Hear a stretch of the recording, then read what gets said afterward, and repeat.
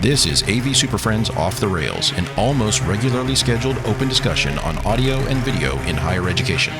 We'll sound off about our most brilliant ideas, our dumbest mistakes, and everything in between. And because this conversation will almost certainly go off the rails at some point, we'll end up covering just about everything else. And now, the AV SuperFriends.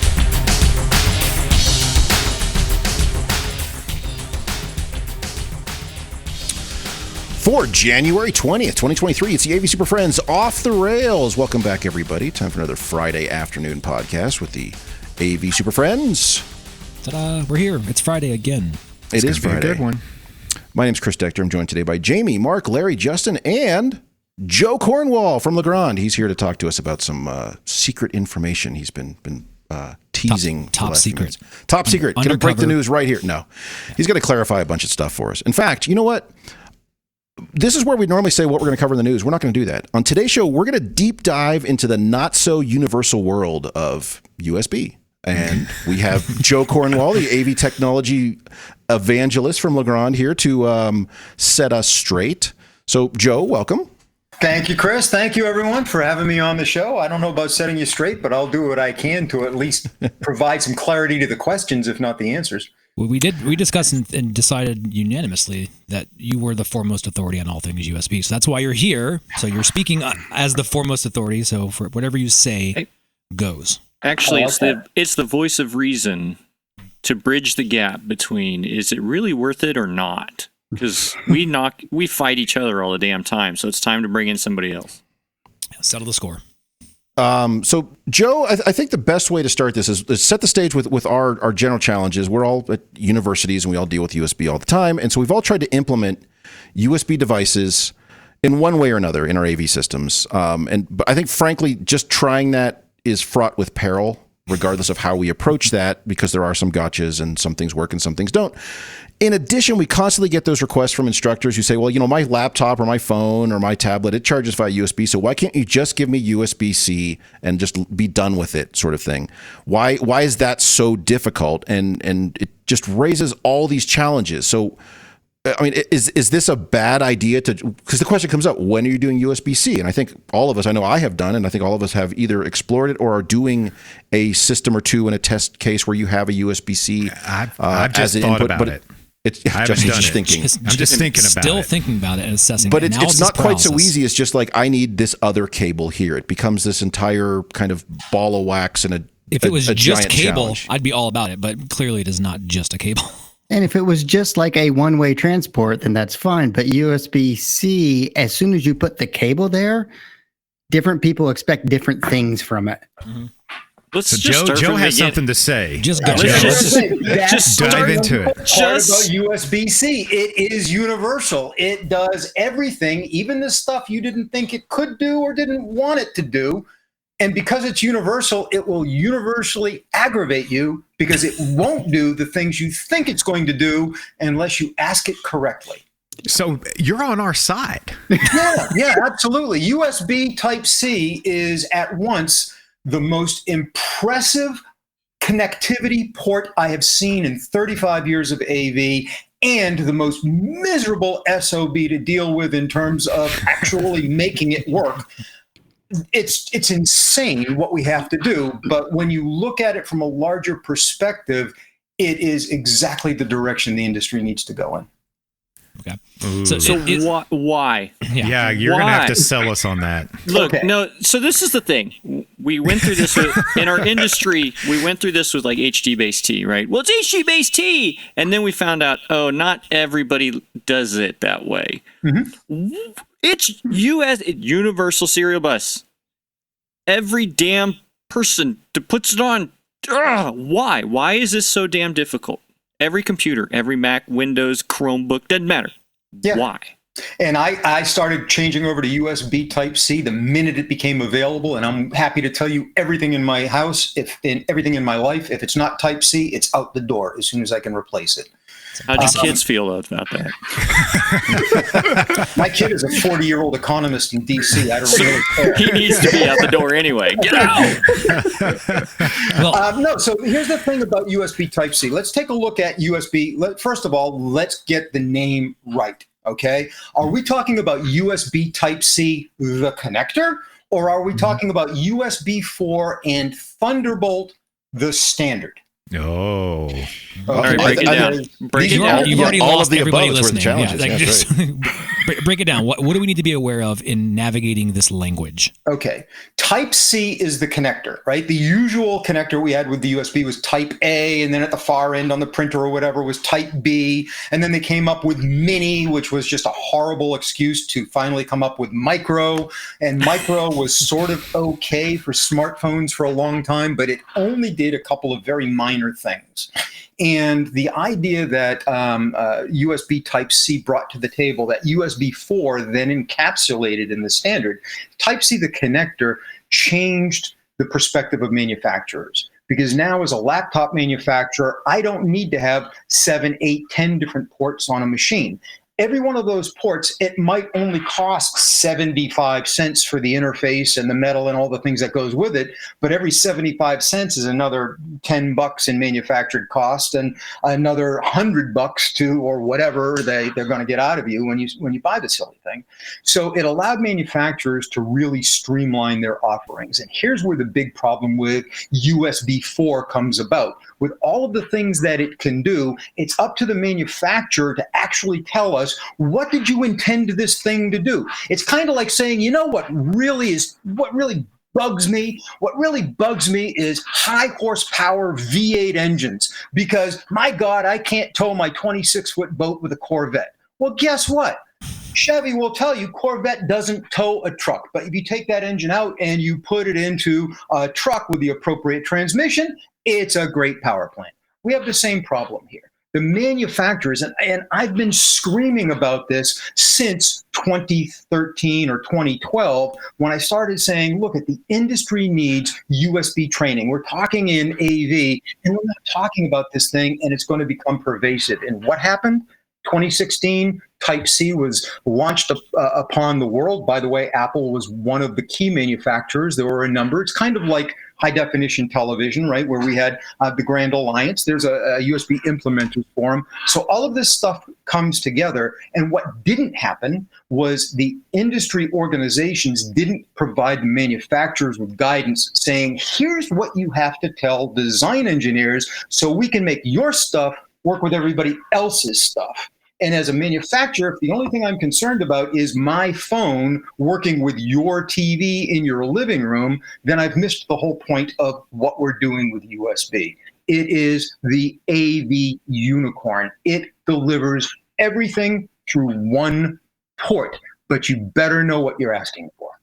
So going back to what you were just saying, what is the governing body, or is there one that makes sure that all these standards are compliant with each other? Like who's failing us here? All right. So the standard itself is incredibly well written and backwards compatible to 1996. It's unlike anything else we have in terms of it is really that well thought out. It's created by the USB Implementers Forum, which is a cooperative industry organization comprised primarily of manufacturers, chipset, Intel, Microsoft, Google, Apple, of course, Legrand, all of the manufacturers. We all go by this. The standard is published in accordance with I believe with IEEE specifications for manufacturing and all this, because all of that information has to be out there. So it's a well-reviewed standard that has a lot of information. And if you look at it, it's actually 4 standards documents that together run to something like 5,000 pages. I mean, it's a huge amount of information, because USB 2.0 and 1.1 are a complete standard. They're encapsulated in USB 4 and Type-C. They haven't gone anywhere. They're the same. Then USB 3.0, 3.1 Gen 1, 3.1 Gen 2, 3.2 Gen 2x2, all this other nonsense. Just, it still works well, but we expect something out of it. And once again, USB Type-C may or may not do that. It depends on what the manufacturer intended. A really good example. Let's take a look at a Google Pixel phone as an example. Google never intended that to be the kind of device that Samsung intended it to be. So Samsung smartphones will support DisplayPort over alt mode, but you plug in that same Type-C into a Google Pixel phone, ostensibly one of the finest smartphones on the planet today, and it's not going to give you what you want because, well, it's kind of like me building a Corvette and telling you you can't tow your boat with it. It's not my fault that you're asking it to do something I didn't design into it. So shouldn't that standards organization send manufacturers fines for not complying to like, hey, you have two check marks here. Your third check, you're out. You can't even use USB-C anymore. You're done. We'll send them fines, but it's easier if we just start executing people. Or disclaimers at least, so we as consumers know what specification or what features each device supports, because that's the reason that I'm struggling to implement USB-C is it's not universal yet. It is universal, but here's what you've got to remember about it. It is universal in a different way than you want it to be. To a consumer in their living room, this thing is as intuitive as hell, right? I mean, I just got some new smartphones, and guess what it said? Plug your phone into your other phone with this USB-C cable. Now hit this button. Okay, it's set up and ready to go. Throw your old phone away. It was as sweet as could be. Even my mom was able to my mom's 82 years old. Okay, I'm sorry, 83 years old. She just had her birthday. She was able to set up her smartphone by herself. She never made a phone call because it's that intuitive. Now here's the problem. We walk into a university classroom. What do you expect that device to do? It is not the same stuff you expect it to do in your living room. You don't have multiple users in your living room. You don't have multiple input ports. You're not going to a speaker station or a podium. You don't have to, right? I mean, there's a lot of things going on there. So we have to be a little bit more studious about our expectations on the design side. And I think therein lies the whole friction point right there, right? I'm at home. I got all these whiz-bang widgets and tchotchkes running around doing USB-C, and my world is great. I'm the same person who's going to walk into the classroom. Why is my experience different? And are we just not mature enough yet as a human race to accept that these things can do all these different pieces? Because while somewhat intelligent, I'm still pretty ignorant. That thing is shaped like that. It should do the same thing everything else shaped like that does. And that's the real big problem. The common sense part of me says, what if the HDMI standards people did the same thing to HDMI? Like, how shitty would that be? But didn't they kind of? They do. They kind of do Tried that. to get a display port.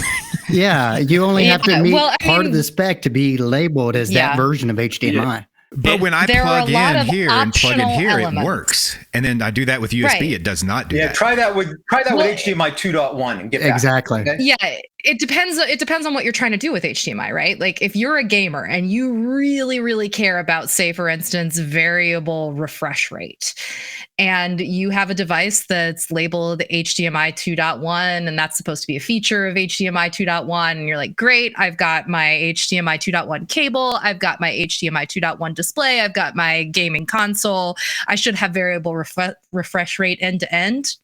Nope. Not necessarily, because it may not be implemented on every single link of that chain, no matter what it's labeled. That's an optional part of the spec. Is that part of what's going on with USB-C, Joe? Like, are people just implementing this in different ways? Do we need like an outside certification body like we have for like TSN networking that's verifying whether or not the right parts of the standard are implemented for AV applications? What's the solution At here? the very least, what we really need to make this thing work is a good source of education and information for design engineers implementing it in commercial spaces. Because the reality is, I don't care whether you love USB or hate USB, here's the truth. Your future involves USB 4 and Thunderbolt, full stop. Yeah. That's it. So it's incumbent upon us to figure out how this works and to make sure that we're designing our systems. And one of the problems that I have, obviously with Legrand, one of the products that we make are Vadio cameras, right? So I see this in real time.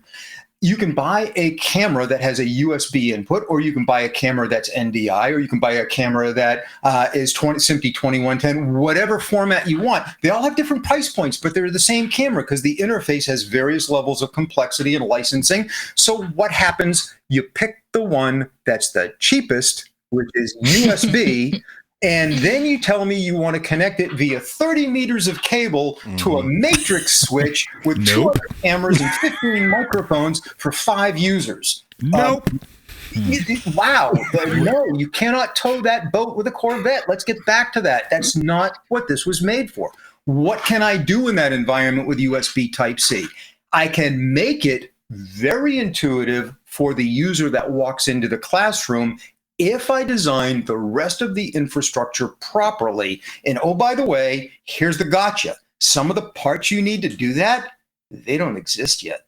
And that's where I get really irritated and pissed off, and what holds me up a lot with this, because I've tried to implement this in a couple of spaces that were more public facing, and I got a lot of BYOD. We'll get to that later.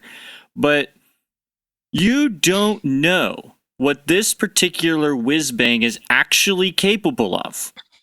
They only give you the highlights. And they give you all the stuff to sell it. There's no tester. There's nothing that you can plug in and say, oh, this gives me all 70,000 pages of the document, or this only gives me power. Yep. There isn't one. Right. And I was on a call this morning with a manufacturer who was telling me about their fancy-dancy all-in-wonder device that had just USB on it. And I said, great, how do I get that 30 feet away? Well, you can't. Then don't sell it. Yeah, but who are they selling it to? Are they selling it to a market where everybody wants it 30 feet away? If that's the case, the manufacturer's at fault. Yeah, well, and that's where they were. It was geared towards us. But how much of this design and R&D is really specific to the marketing side? Like, if I make this widget and it does all these things, and I just go ahead and slap USB-C on there, the common person will be like, oh, it has USB-C, it's going to do everything, right? And we have set the trap and walked into it ourselves by even like acknowledging that we want to have USB-C on product in the first place. So Mark, here's the thing about what you just said that I think is so important, right? And this is the part that we have to look at. When we look at USB Type-C, we are kind of setting our own trap on this, right? So it is kind of up to us. It's incumbent upon us to get this education and to know how this device is going to work. The bigger problem that we have is when a manufacturer makes something, here's how you can determine whether the manufacturer is really is working for you, right? Whether they've got what they're doing. Where do they make their money? What are they building? So when I look at, let's say, for example, I'm a huge Chromebook fan. And I changed from using a PC to using a Chromebook for work every day just to see if I could do it in a corporate setting. And by the way, I've been doing it for 4 years. Seems to be working okay right now. The jury's still out. I'm not going to argue that point. There's a lot of things it can't do, and I'm not going to say that it's a replacement for everything. But for the typical home user or for the typical remote office worker that doesn't have to run a specific program locally, yeah, it can do it. It's tremendously powerful, right? So when I look at something like this, I'm looking at, as an example, Samsung, for example. I'm looking at their little 4K Chromebook that's sitting here next to me now. Where does Samsung make all their money? Well, they have a whole division that's making digital signage devices and commercial devices. And if they sold that and went out of business, Samsung's still going to make a ton of money making smartphones and Chromebooks for us to use at education and use at home. So you're like a really small part of their market.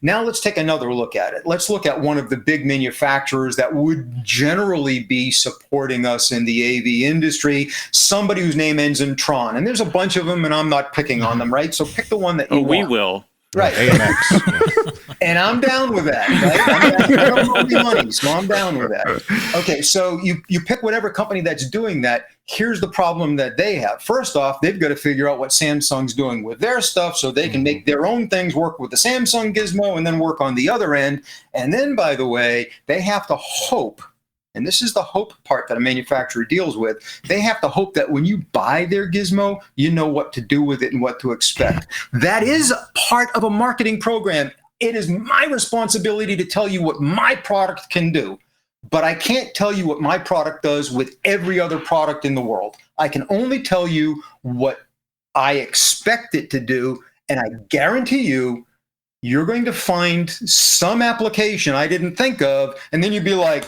well, damn, Joe said he told me everything, and it doesn't do this, and I didn't. Well, come on, man, work with me here. Right? I mean, so, and now let me expand this and give us lots of reasons to start foaming at the mouth.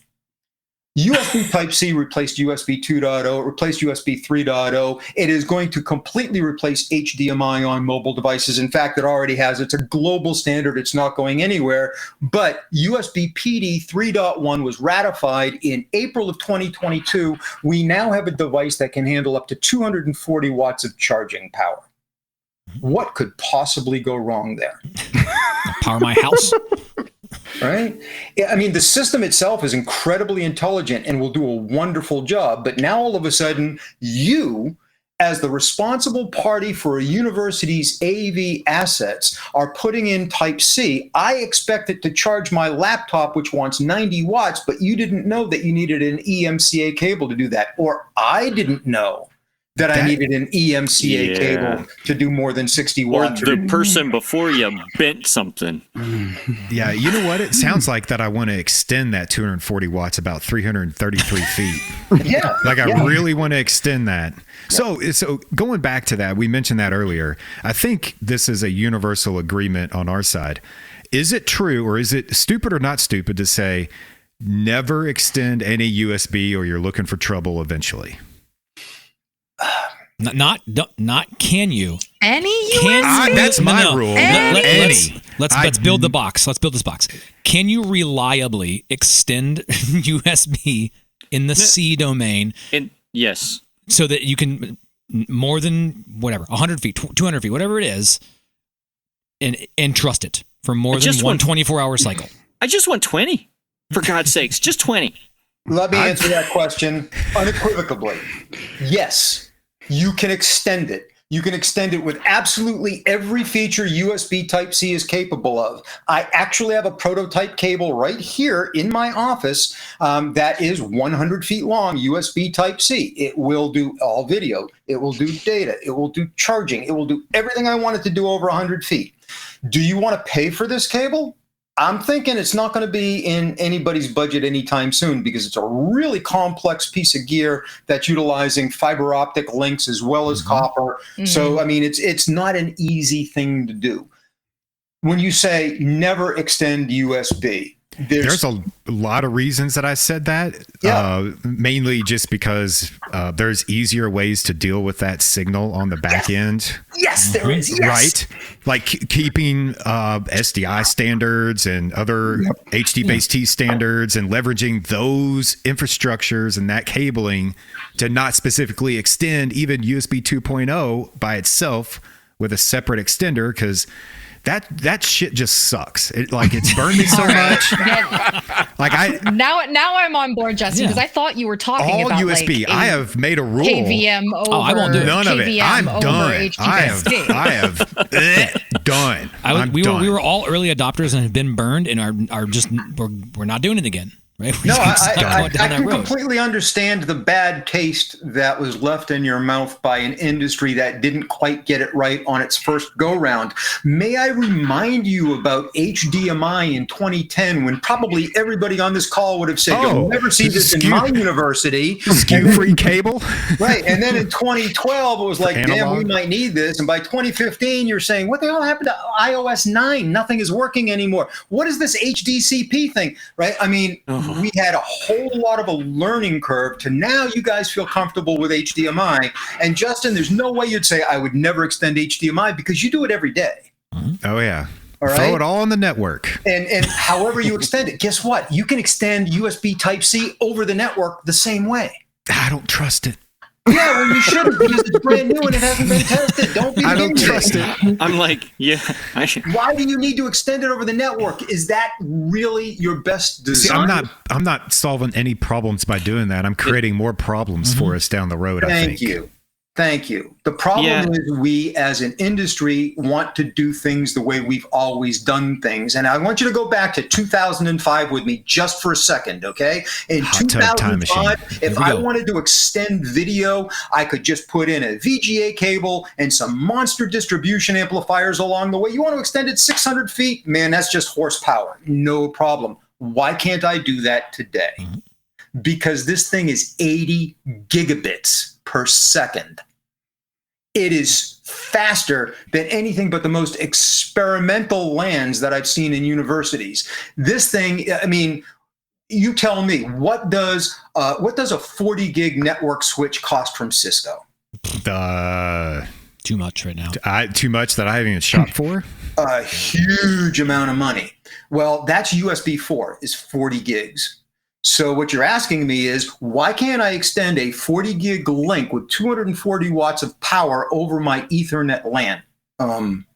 Because it doesn't do that. Won't work. It's a lot. And the 40 gigs might sound insane, but it's not a problem if I'm going 3 feet. Mm-hmm. And I think therein lies the bitch from all of us, is that we keep getting sold these solutions, and you look at them, you're like, I've got to go further than 6 feet. When was the last time that you were 6 feet away from a 98-inch screen? I mean, something has to change. How can we get this? Can it just convert over to, a category cable to get that 30 feet, 20 feet? I mean, seriously, we just want to get to the table. Well, I think we see a lot of that in cameras. It's the camera thing, right? We have a camera, we have infrastructure. My infrastructure and my room treatment says it needs to be right here, and there is no PC that's going to go right there. Why are we seeing such a proliferation of PTZ cameras with this super high bandwidth connector when we've all agreed we don't need to be shipping that amount of shit around anyway, but yet it becomes the de facto only connector of choice on that thing? So the PTZ part, when you think about it, USB 2.0 is a perfect way to control PTZ, right? Because PTZ is low bandwidth, low data rate. It's not particularly demanding. It's pretty easy to extend USB 1.1 and 2.0. There's no signal associated. That's a control thing, right? Now, the nice thing about it is there's a fallback. My camera fails, it'll down-res to 480p or whatever, and I can still get something over my USB 2.0 at 480 megabits per second. Here's the other part. Why would I be putting in a 98-inch monitor that needs to have a USB Type-C connection? It doesn't. The only thing unless it's an interactive monitor, right? If it's I'm just talking about the all-in-wonders with the camera and the microphones and that kind of BS that we're being sold. I mean, education is being sold that every single day. Us on this call, we give them the finger and walk away, but it is being sold to our peers in mass. And then their solution is Dell, for example, any Dell campus. Buy our thing, and it's just a USB-C, and you plug it into your Dell-issued laptop. Only this far, for God's sakes. And, once again, that comes back to the problem with those manufacturers they should not be using Type-C in that application to begin with. It's the wrong product. It's the wrong solution for the right problem. The right question to ask is, I have a camera and a display and microphones. How do I get all of that bidirectional information to my conference desk where I can then interface with a docking station, which is what's designed to terminate the USB Type-C feed? If I have a desktop monitor with Type-C, there's essentially a docking station inside of it. Right? Mm-hmm. So when we look at this, and this is the bigger problem. All right, so now I'm going to say you need to buy a $300 docking station every 6 feet in your conference room. That's a beautiful solution. You should buy them all from me. Need a quote. But that's the solution. That's what it was designed to be. Yeah. And that's where I terminate. When I do this, I terminate it all into the docking station that has the 3-foot cable on it. But still, I'm just like, quit selling me this. So this Jamie's really upset. What is Legrand doing to help fix this issue? What are you recommending to people who are having this exact problem of, Dell sold me this thing and said it was awesome. Now what? Well, he told you what the solution was. He's got it on his desk. The $50,000 cable. We're a little ways away from it, right? We've got a few things to do. So let me answer. You asked, Jamie, you asked a real interesting question. What's Legrand doing to make the world a better place for USB users? Up until this moment, I didn't know that was my calling, but evidently you've defined it for me. Here's the answer. I'm just asking, man. I'm just putting you on the spot. Tell me right now. Asking for a friend. There's people out there getting their Visa cards out going, okay, type in the number, Legrand. Here's exactly what Legrand is doing. First and foremost, we are actually creating docking stations that we know are going to be used in this kind of an application. We have a pretty good history in education making parts and pieces under our C2G brand. We work really hard to get good at it. Obviously, there's a lot of constraints to make these things happen, right? It's challenging, but we look at it. But here's the big thing that Legrand is doing. I'm here with you now to help you figure out how to make this happen. Who else is doing this for you with USB? What other manufacturer is putting enough resources to have people out there who are literally talking about this essentially on a daily basis now since 2016? That's a great question because I stopped looking because we don't do There are some really great organizations and really great trainers. And here's what I found out. A lot of the USB Type-C training is not accredited to the person who wrote it. I just keep seeing my stuff showing up here and there and everywhere.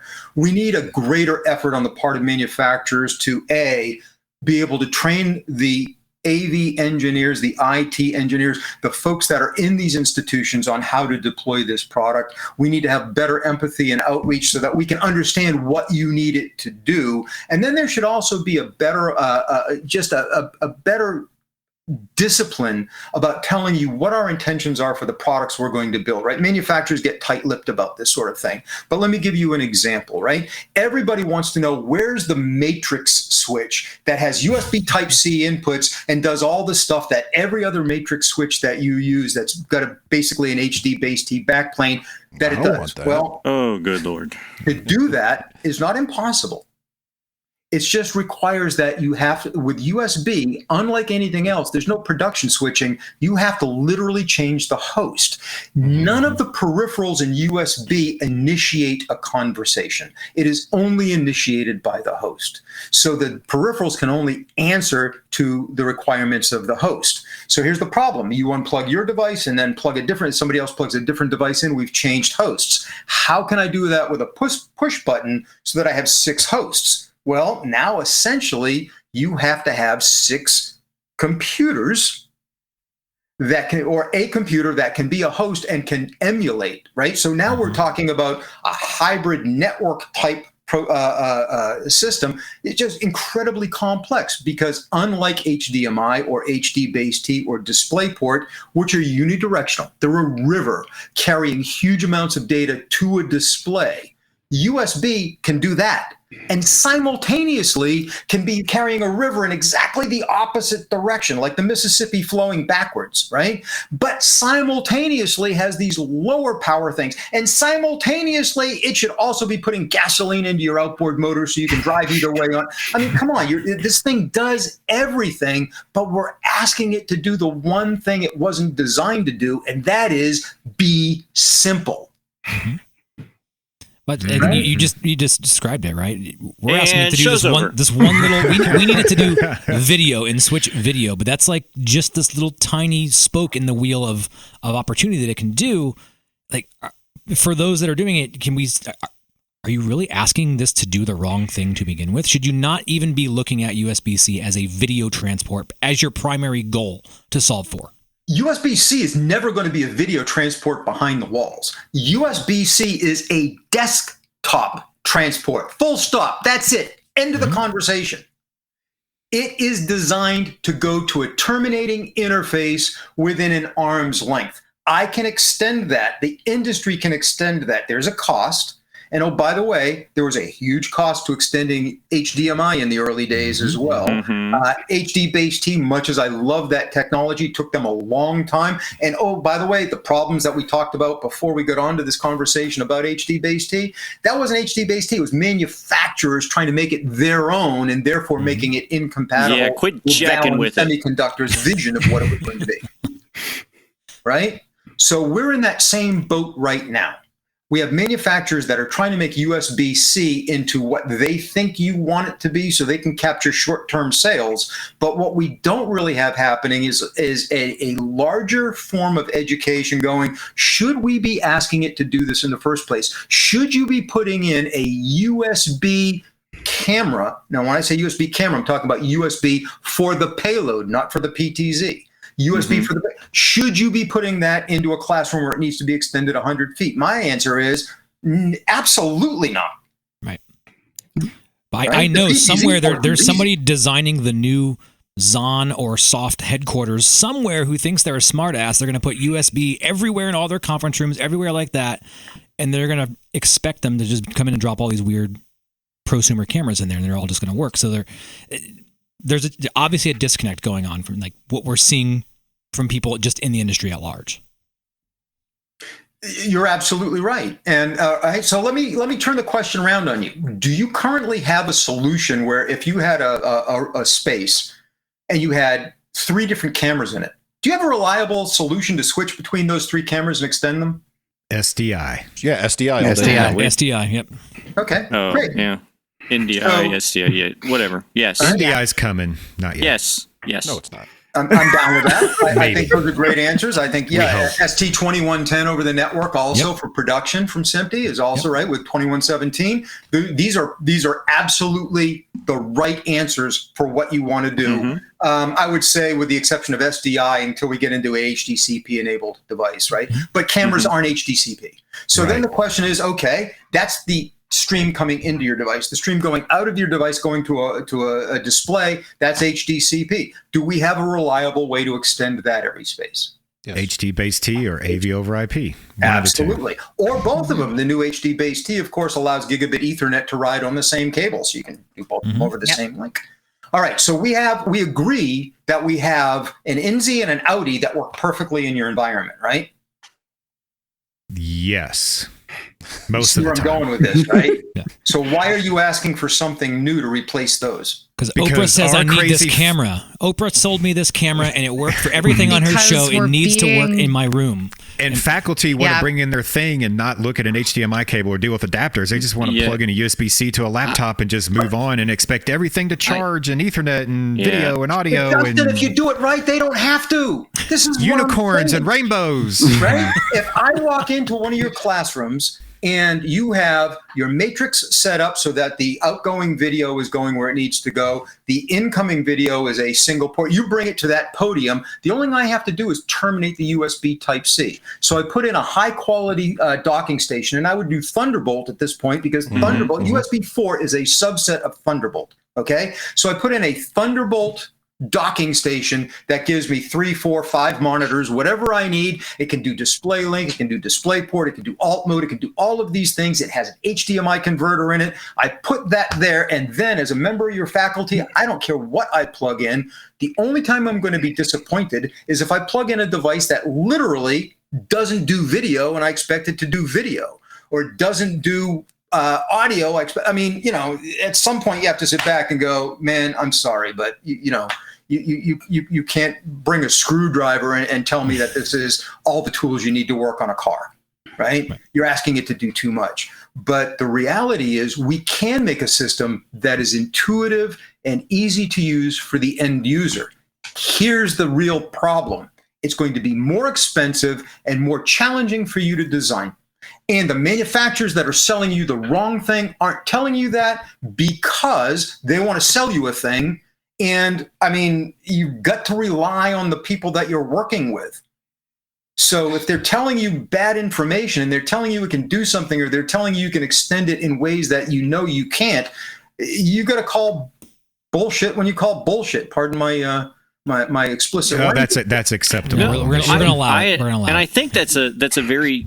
I'm glad you said all that because here we've pushed back on integrators and consultants, and because we do a lot of this stuff ourselves, and not a one of us is trying to use USB switching here. But there's a lot of our listeners that are essentially the end user, right? And a consultant walks in, or a manufacturer, or an integrator, and says, "This is going to be great," and sells you this thing. For you to say, "Look, recognize the bullshit, and get your shovel. I mean, that's great. It's where we have to be. A lot of these devices, and I might be being a bit too, maybe I'm being too brusque about this, right? If somebody comes in and says, look, I've got this really nice all-in-one, whatever, sound bar, camera, does all the stuff that's USB, that'll work great in a huddle space if I'm within a realistic distance of where my PC is going to be plugged in. The problem is then you try to apply it in a space where you can't be that close to the device. So the question is, how often are we within 3 feet of a 98-inch monitor? As a presenter with a wireless speaker's mouse, does it really matter where my computer is? Not to me. So I can put my computer up there by the monitor. Now I can have my Type-C connection. That's fine. If, on the other hand, I'm going to put this 98-inch in and I expect to be able to plug my laptop in 50 feet away, that's a whole different problem. And that's not a problem for USB. That's a problem that we're asking it to do something it's not designed to do. And we haven't made it clear that everybody wants everything to be extended. We wanted HDMI to be extended. We want all of these things to work. It's just not possible in this instant. Extending all of the things this can do is never going to be inexpensive, and it's never going to be really easy. I mean, what we would really like, and fess up, this is where it's at, right? Wouldn't it be a lot cooler if I could walk into any classroom and via geofencing, it automatically understood the MAC address of my computer and connected everything wirelessly? Why can't I have my video, my audio, and my control over Wi-Fi? Careful. There's admins out there who believe that's where we are right now. Yeah. Go home and do that at your house. Right. Or deploy Wi-Fi 7 that actually has multi-gigabit wireless and WPA3 and is super secure. I'm sorry, but if you really want it to be wireless and that intuitive, that's the technology that can do it. And I feel sorry if that's not in the budget. That's not the conversation we're having. So Joe, go ahead, Mark. So I'm going to kind of distill out some of this stuff because the way you explained it, we all have these really solid behind the scenes transports going on. And the way you explained the USB CP, it's kind of the multimodal transportation hub, right? It's this dock. Where the hell are the professional docks right now that don't look like a piece of shit sitting on a desktop? He's trying to make them right now. He's trying to make them. Thank you. That's exactly what we're trying to do. And you're right. They need to be made in a way that they can be mounted underneath a conference table with a 6-foot cable. Half rack or full rack. Square, right? Not trapezoidal, so I can put a laptop that slips off. Not made of plastic. No plastic. And put the 200 means that you're going to look on Amazon and you're going to find one that can do all the things that mine can do for $199, but mine's going to be $599. And that's okay. Because people are in their car right now trying to search on Amazon as they're listening to this, like looking at all this shit out there from all these Chinese companies, and like, oh, I just need a docking station. Joe says a USB-C docking station is going to solve all my classroom problems. With ports on every possible right. side too. Right, and they're horrible ergonomic designs for the application we're discussing here. They're not optimized for commercial applications. Let's go ahead and put the capture card inside that dock. Yeah. HDMI in, capture cards in, done. Yep. Finished. So, yeah, it's all coming. So, Joe, we have some minutes left in this, but I want to kind of take the elevator ride here. We're stuck in the elevator. What are like the top 5 things that we need to, as an industry, people working, professionals that may be listening to this, where are our, if we're going to take things out of this conversation, what are the top 5 things to take home with us as we explore how USB is going to wreck all of our home lives? All right, so the first thing that you have to take away from this conversation, bar none, is this. I don't care if you love USB, if you hate USB, your feelings about it are absolutely irrelevant. It is a global standard that will be on every mobile portable device on the face of Earth in the next couple of years. Every new car has USB Type-C. So liking it or not liking it isn't an option. It's here to stay. That's number one. Number two, USB Type-C is not HDMI. It is not a video port. It is a multi-use port that can encompass Ethernet, It can encompass all of the USB formats for control, right? Which is the universal serial bus. It can do DisplayPort. It can do DisplayLink. It can even do analog. So it's got a huge amount of flexibility. And when you have something that can do all of these things, it is very, very important that we become very clear about what we're asking it to do. So understand your needs would be the second thing, and make sure that USB aligns with your needs, that you're asking for what it can do. The third thing that I would say is forget everything that you know about USB of the past and about HDMI of the past. HDMI does not exist in the USB world. It is DisplayPort. There's no TMDS conditioning. This is packetized. This is switched. It has more in common with ATSC 3.0 than it does with HDMI. Okay, so when we look at what's happening with this, realize it is not a video port. It is a multi-use port, and you're asking it to do a lot of things. That would be takeaway number 3. And then takeaway number 4 that I would put into this is there's nothing more pathetic than asking me at an airport to sit on the floor next to the only AC outlet I can find so I can plug in my damn charger, right?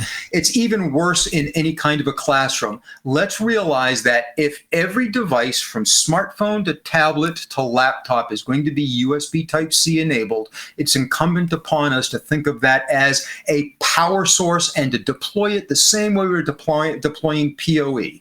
Once upon a time, you did not ask your network switch to power your lights. But today we do. Now you do. Everything. No big deal. My refrigerator's on there, everything.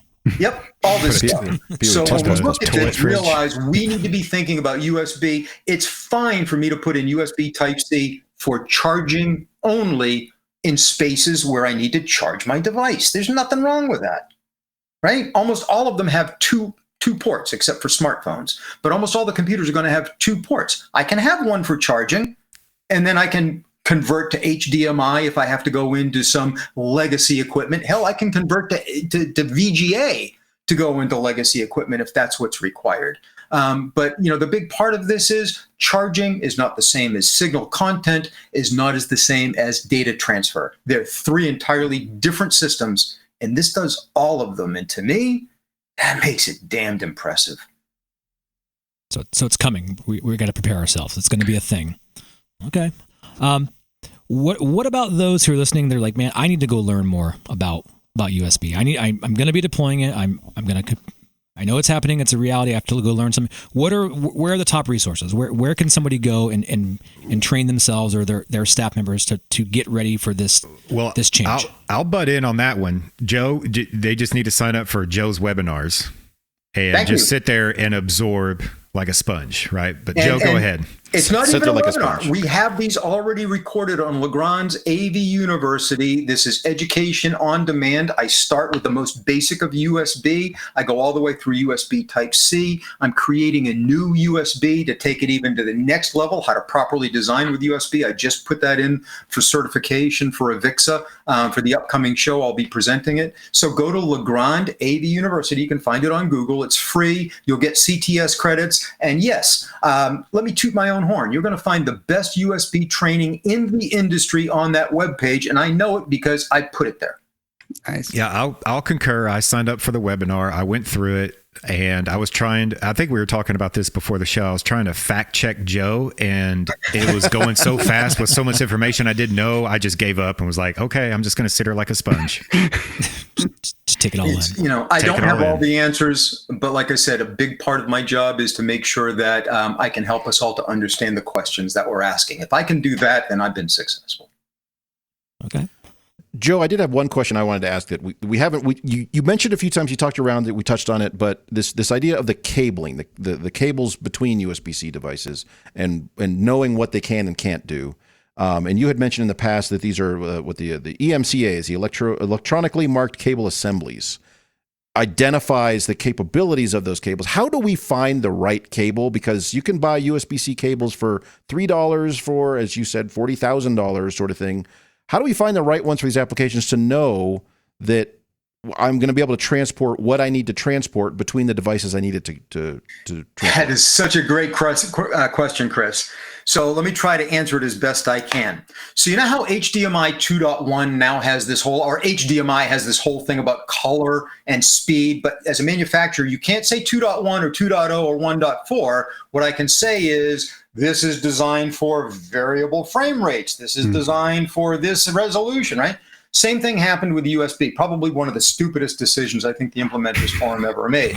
But they came up with this idea that said, okay, we're going to start marking on the cable that the cable is 10 gigabits, 100 watts, 20 gigabits, 100 watts, 20 gigabits, 200 watts. You literally will have these marked on the cable, and there's all these logos for it. The problem is now, if as a manufacturer I want to be in this, I have to have 8 different 1 and 2 meter USB cables that to the user look absolutely identical. The only way that I can make them look different is a splash of color and some words written on the side of this cable. And oh, the price gets more expensive the more stuff you have.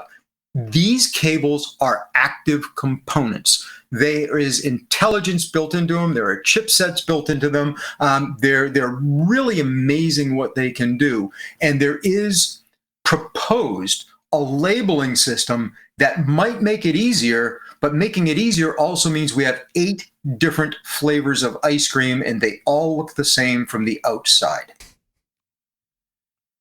Sounds So it's like going to the ice we're- cream shop, like Baskin Robbins, and all your ice cream's the same color, and you're like, choose one. Like, I don't know that so one. Yeah, but the pink one is $40, and that pink one is $4. What's the well? This one's made with, I don't know, some whatever ingredient. That's the problem. Is we as AV professionals, right? We're not even as technology professionals. It is our responsibility to guide those folks within our respective institutions into getting the right kind of stuff. So you can start by saying, don't buy the $4 cables, buy a proper EMCA cable, and here's the brand that we use and that we recommend you buy. And if you don't, woe be on you, because I don't want to take your service call. Yeah, it's really interesting because I started looking at the couple I have here on my desk, and I'm like, this one's the Chinese special and has nothing written on it. And then the one that I use every day with the dock is 5 amp 10G. Yep. That's what's written on the head. I'm like, huh. Yeah. What do you know? Learned something new today. So yeah, they'll have a little lightning bolt on it if it's Thunderbolt. It'll have something USB 3.1 can be written into some of them. There's some indication. What the USB Implementers Forum did, once again in 2022, is they came up with a labeling standard that will address this, but it's going to take a little time for that to, flow on through and the products to show up. And then the next part we're going to have is, wait a minute, I've got a USB-C cable I bought for $3, but you're telling me I got to buy the one that's, $43. Well, I don't want to. Yeah, well, that's not a technology conversation. Yeah, right? that's me. Like, I would rather spend $15 to $20 on a burger than the $1 burger at McDonald's. Like, so if I'm going to buy something and I'm looking at cables, like, I'm just going to buy the more expensive one, hoping that I'm buying the right cable. That's going to be a marketing problem. Yeah, you're right. I mean, is. it feels like a broken promise to the consumer, because the promise of USB-C as the general consumer understands it is the one connector to rule them all, right? I'm not going to have to buy all of these different cables, all of these different chargers, all of these different infrastructure devices. It's not going to get phased out or replaced every few years. It's going to be this. And Rachel, let me answer that. And if you know that the maximum that you're going to use in your installation, like at my home, the maximum that I'm going to use is probably going to be 100 watts, 20 gigs. That is universal. I can use that for everything that's below 100 watts and 20 gigs. So I don't have to worry about, I need a bunch of different cables. I need one cable that can do the maximum level of performance that I want. And by definition, it'll do everything under that too. The question is, here is my gross prediction, though, Joe. Can I introduce can I get out my crystal ball and tell you what I think is going to happen based on conversations that we've had on the show in the past? I'm a professor, and I'm going to bring my USB device to the classroom, and I'm going to plug it in. And before I leave, I'm going to go, you know what? I forgot my charger today. I'm just going to yoink this one. And I'm going to take the $50,000 cable out of the classroom and use it to charge my phone for the rest of the day. and someone else is going to come by and go, oh, there's no USB cable in here. That's fine. I've got one. Yeah, that's why we're going to hide the docking station in the rack or lectern and like bolt it down and tie the cable down. And so when they Maybe pull it, super it'll glue just some break stuff. and now it's ruined for everybody. They're not going to get that. They're not going to get that cable out of there that's And working. then an alarm comes on and a giant, like the Wizard of Oz appears on the 98-inch screen and goes, this is why we can't have nice things. And then when they break it, then we can just take their salary of $50,000 That's a what year Next to pay for Implementers it. Forum meeting, I'm bringing Rachel that idea. We need to have some kind of a kick inside the EMCA that if it's unplugged when it's operative, it automatically kicks out a message. Yeah. But there's like an aesthetic difference about this, an approach, right? Like we all kind of go to like a nice clean port on a wall, but like what you're implying is that you're going to have these cables strewn about. There's going to be this interactive piece that the user is responsible for knowing their needs. I can give somebody a VGA and HDMI. They're going to convince me for 10 minutes that they're the exact same cable. You think they're going to know the difference between what's going on a pink cable, blue cable? Like I like it to just be a port. A port is the demarcation where you're plugging your life into. This kind of throws that right out the window. Like I have to provide all the infrastructure up to the device itself. Yes. Yeah, you do. You do. Yes, you do. And here's what manufacturers should do, but haven't done. We need to make a docking station with a captive cable that's 2 meters long that's designed to be mounted in a podium or in the furniture. Yep. And the only people that want to buy it are you guys. So I'm guessing that you could possibly be making that right now. No, not as far as I know. In his garage. Well, it sounds like a great idea, so maybe you should. Yeah, I agree with that because I just thought of it a few seconds ago. Why wouldn't I do this the same way we do with an AC cord on a lot of devices? Yep. Yeah. There's a drain relief, and I get an AC cord and pull it out and take it home if I need one. Most devices, not so much. You have some phone calls to some engineers after this phone call here. A 2.5 inch or a 2-inch grommet system that just drops in and it's just USB on the top. The rest of the connectors are below the thing. Connect all your other shit into it. And then you don't have to worry about this. I come in, there's a USB-C cable poking out of a hole in this piece of furniture. I plug it in, lo and behold, everything works. How's that bad? So some of the docking stations at? Some of the docking stations I've seen have a captive cable on them, and they seem to work fine. But they're generally short. I think it's a power and data requirement. It's annoyingly a lot of the ones that ship with laptops these days are like 18 inches. It's like a half meter sort of thing. So it's incredibly short because they want it to live right next to your computer. And even on your desk, you're like, well, why wouldn't I want to put that like an extra 6 inches farther away, sort of thing? But it would be nice to see that captive device in a commercial grade. Those captive cables are usually this designed for portable docks, so I don't leave and forget my cable. It's permanently attached. I bring my dock, I plug it in. In fact, I've got one right here on my desk. The cable going to my dock right now that I'm using is only 8 inches long. I don't need anything more. The one on my desk is the same, and it almost doesn't reach. So Yeah, mine's 18, but the dock itself, if you put it underneath the top of the lectern or podium, then it ain't gonna reach. You don't get it to reach. So that's why I'm saying like something where the cable, the actual physical cable, is on top, but the rest of it's down below. I mean, because all these consumer ones, they're these small, shiny, or they're the aluminum cases. Yeah. Even the CalDigit stuff, they don't fit well anywhere. Except I don't desk. think it's not at the professional level yet. This is still at the consumer level of like deployment. It hasn't reached where we need it to go critical mass yet. It's just not That's there. all about money. Who's going to buy more of this stuff? People buying smartphones and using this stuff in their living room, or universities putting it in their classroom? The answer there is obvious, right? The manufacturer's got to make a living. They're going to go to where their market is.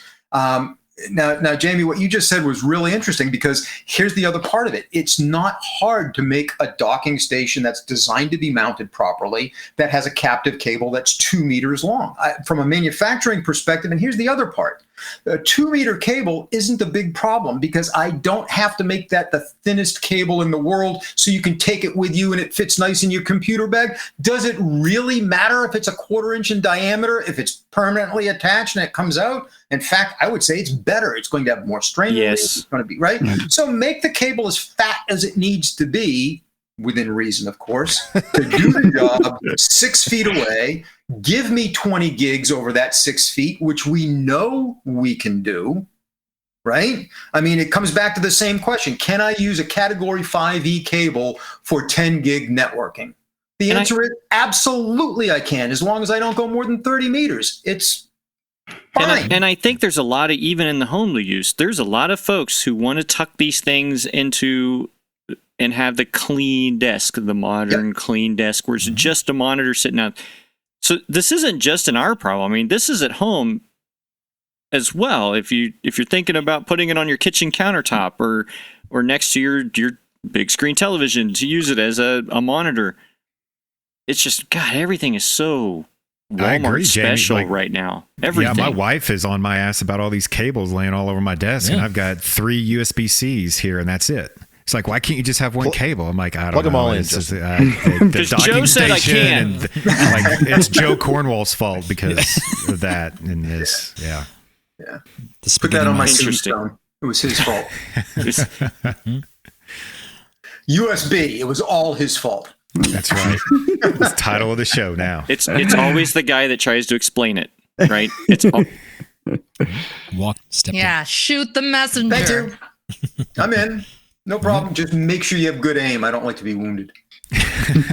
You've been a great messenger today. This has been reassuring that all the time we spent lamenting about implementing these things, I think there's a lot of folks out there listening to going, oh, thank God I'm not crazy.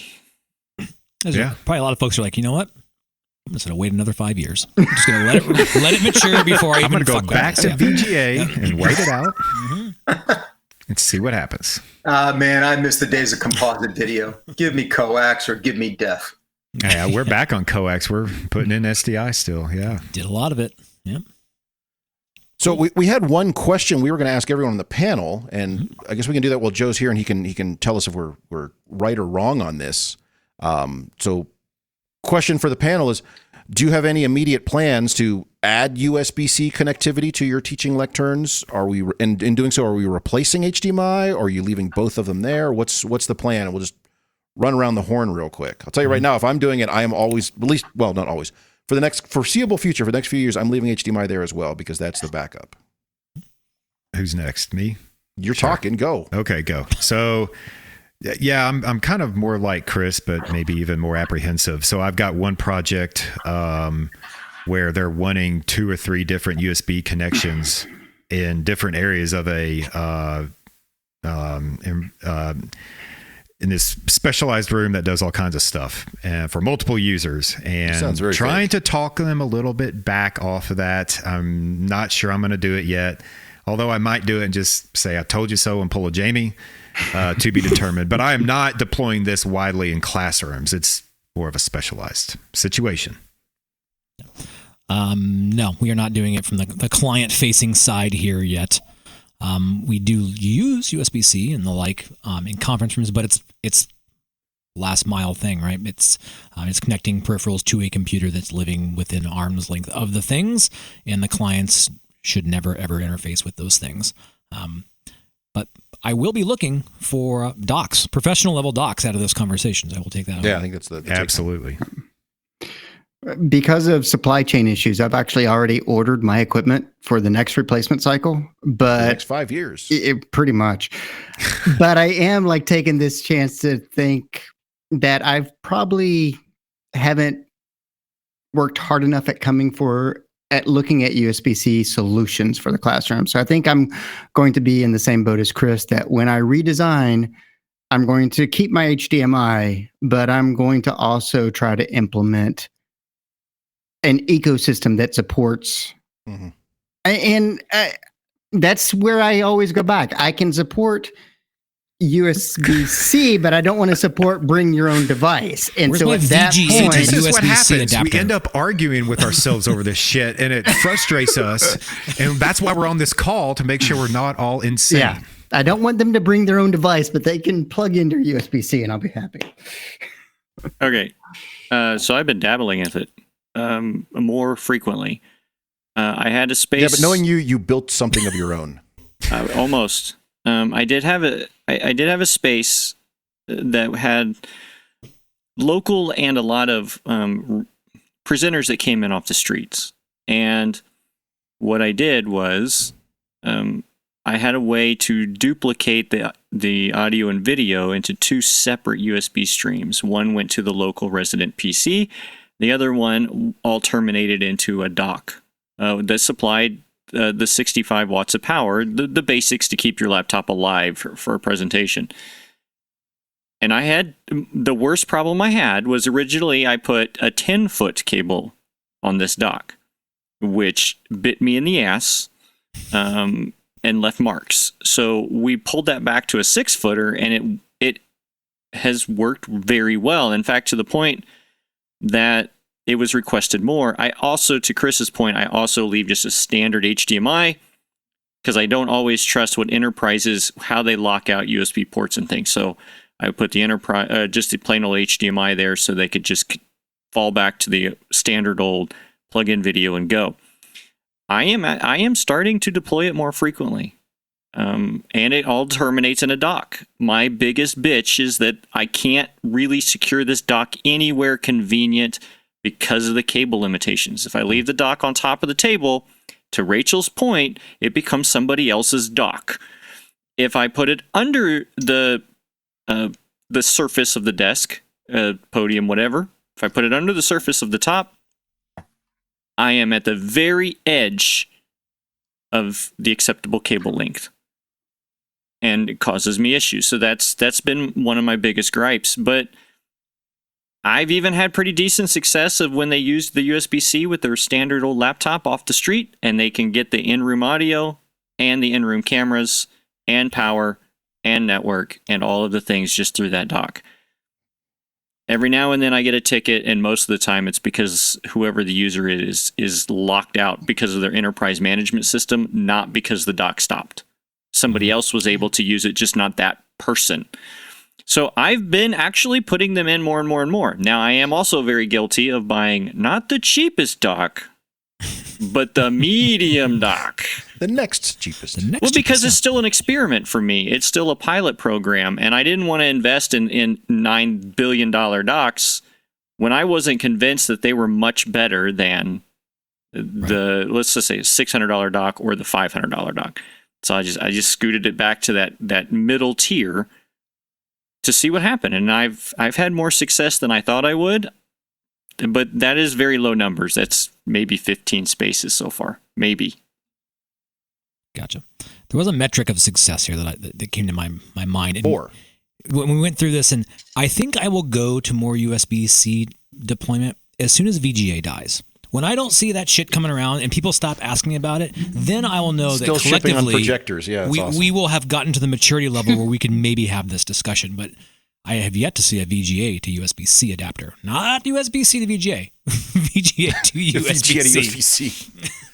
Wouldn't that be a dock? I mean, with a dock with VGA. Why would you want to go VGA to USB-C? Tell us faculty that. I would never want to do such things, but I know a host of individuals that are dumb enough to try. Do they live in Wyoming? Wrap up, I just have to throw this out there. Back when HDMI first came out, of course, I was with Cables to Go before Legrand purchased that brand, and one of a manufacturer sent me a sample of a cable, and on one end it had a VGA connector, and on the other end it had an HDMI connector. Perfect. Mm-hmm.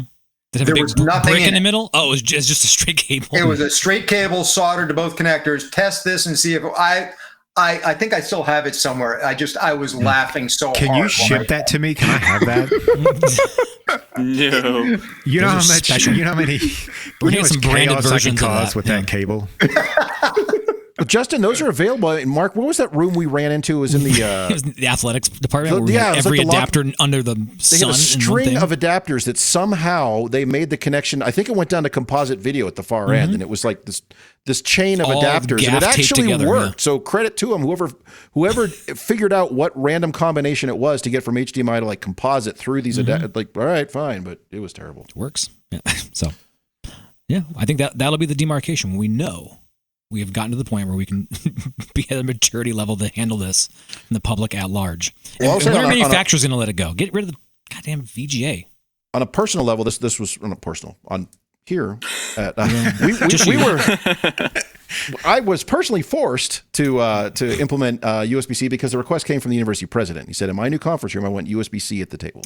And we did it. And the challenge was, how do we immediately convert it to something else under the table and make it work? And it did. And he was happy with that. But it was one of those things where there was a lot of moving parts, and I'll just say a lot of extra stuff purchased to make sure I had several different options to deploy it. But right next to that right next to the USB-C connector, which is disconnectable, right next to that is an HDMI connection. So still hedging my bets. Yeah. Moving forward, but making sure you can still support it. Well, it has to be supportable. All right, well, that was very enlightening. Yeah, Joe, thanks very much for joining us on this. Anything you want to plug? You want to give any shout outs? You want to point people to certain places? I will put the link to Legrand AV University in the show description for people, but anything else you want to thank you. I mean, Legrand AV University is kind of where I spend my time now, right? Creating content for that, as well as writing some of the papers that are out there and all of that. And what I would like to plug is this: we're going to be doing Jose Mazzotta, one of the best instructors and one of the smartest people I've ever worked with in my career. He and I are teaming up to do the AV Signal Transport Masterclass as a 2-day course at Infocom. The first time they've had a 2-day course, Sunday, Monday. The first time they've had an advanced course specifically. If you're interested, come see me there. I guarantee you it's going to be a lot more raucous than this, except it's going to last for 2 days. And I'm hoping that it'll end up in a bar where we'll continue the discussion, because then we can get louder and have more fun. With fisticuffs. Right. Yes. Yeah. I'm in. All right. Well, if people want to get a hold of you, is there a way that people can get a hold of you? Is there any preferred method? Absolutely. You can reach out to me at Legrand. It is joseph.cornwall@legrand.com. Email me anytime, and I'll be more than happy to assist you any way that I can. Excellent. Perfect. Very cool. Thanks very much, Joe. And sorry for everybody. This was not a true Off the Rails show. This was a different one, but we figured it was worth the change. So thanks very much. Well, we've managed to ruin yet another episode of AV SuperFriends Off the Rails. You can contact us with questions, topic ideas, or general complaints at mailbag@avsuperfriends.com. If you complain loud enough, we might just invite you on the show. Nice work, everyone. Sharp broadcast. Really good. Everyone on the floor as well. Really a lot of hustle. I liked it. The opinions expressed by the AV SuperFriends are solely those of the individuals and do not represent their respective institutions, organizations, companies, or clients.